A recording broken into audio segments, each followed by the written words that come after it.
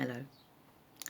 Well, I was wondering, so many things to talk about, spiritual things. And I thought to myself, I wonder what people think when they listen to spiritualists talking about spirit,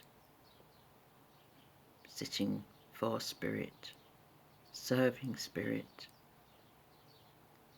being with spirit, the spirit world, spirit inspiration. People who are not spiritualists must wonder what on earth we're talking about. Or perhaps we should say, what in heaven's name are we talking about? Because most people on this planet, when they're born into a particular kind of family with cultural and religious backgrounds. And depending on that, of course, is how they view the rest of the world from outside of their particular small enclave of family. Those, of course, who have family, because there are people, of course, who don't have that. And I was thinking about the impact that our spiritualist way of life and understanding and knowledge could have for the better and for the good. And how it sort of melds in with everything else that goes on. And last night I saw a program called Long Lost Family, and it was all about how people have grown up without knowing anything about their biological families because they've been adopted. And absolutely heart-wrenching stuff. And when you hear the stories of the women who had no option but to give their children for adoption, it makes chilling viewing. And of course they have a lovely happy ending where the presenters of this program are able, they show us the outcomes of their endeavours to find these people's biological parents or families. So there's kind of happy endings. Of course there aren't always happy endings, not for anything like that, and certainly not happy beginnings. And the way in which people are manipulated. Human beings are not commodities, and the adoption agencies, by and large, I think, are probably, well intentioned. They have to have good intentions, surely, in order to be able to find homes, placements of new parents for babies and children who don't have that and need a family.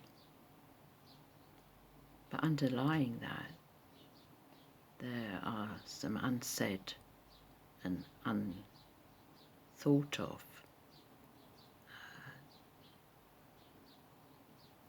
unpleasantnesses, shall we say.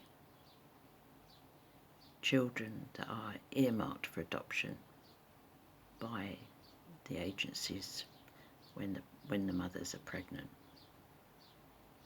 and the pressures that surround those women, those young women, or very often young women, to actually give the child up for adoption, and where they're unwilling, there's often subtle, if not so subtle, coercion And that, of course, is horrifying too. Young women living in poverty or impecunious situations, particularly. But yeah, so I just thought to myself, how does spiritualism come in and help people who are in difficult situations, parlous situations, and us talking about spirit and the spirit world and spirit helpers. Well, the fact is that they're all around, because as babies we come into the world from spirit, possessed of our own spirit. You know, the thing that motivates us, the person that we are within ourselves. Think about that for a minute. And we are all absolutely equal. And we are all absolutely entitled to, you know, comfort, warmth, shelter, and of course most of all love, which provideth all those things to us.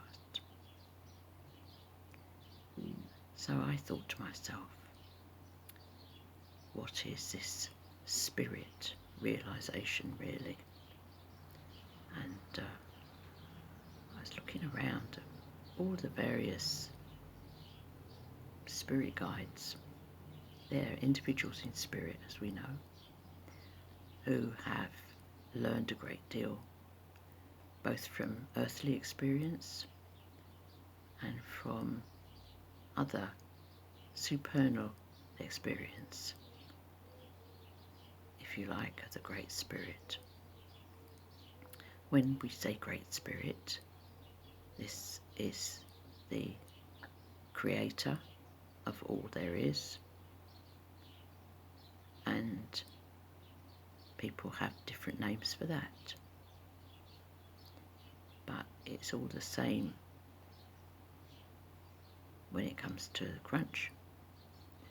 And I think that spiritualism has got it right, because we can say with absolute conviction that there is this great spirit, that we are all sparks of that great spirit. And it doesn't matter what we look like, that covers everything.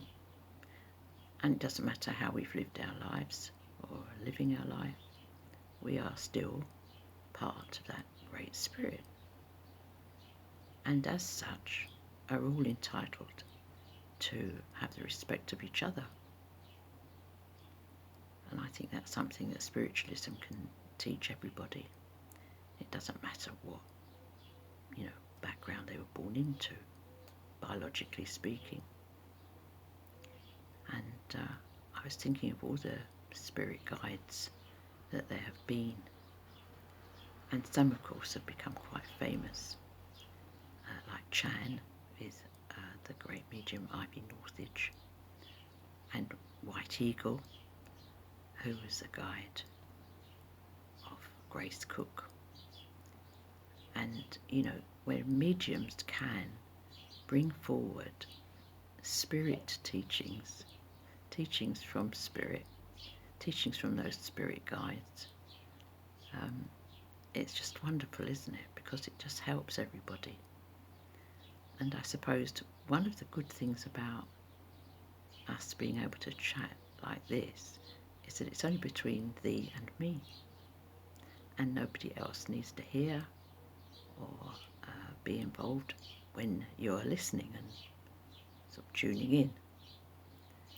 And I'd like to say to you that I think that our spiritualism is really great for helping us through all life's tragedies, because there sure are many.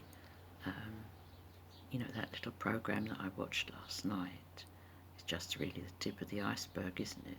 There's just a little bit of actually what has gone on in the past, and unfortunately I'm sure what's going on now, although I would hope that young people are more aware now of the machinations of various agencies and so on that are set up to do them good. So in my next talk, I thought I would give some prayer and meditations that have been given by those various spirit guides. So it was lovely to talk to you, and I hope to see you next time then. God bless you.